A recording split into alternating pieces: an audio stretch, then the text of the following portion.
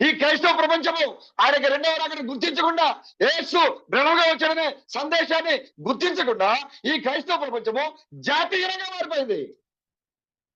ఈ సూపర్చర్చ్లో ఉన్నవారు బ్రహ్మం క్రీస్తు థామస్ గా వచ్చాడని గుర్తించకుండా జాతీయంగా మారిపోయింది. ప్రభు అడుగుతున్నాడు, షీహోర్లో ఉండాల్సిన నీవు ఐగుప్తులో ఏం పని నీకు? ఏం పని నీకు?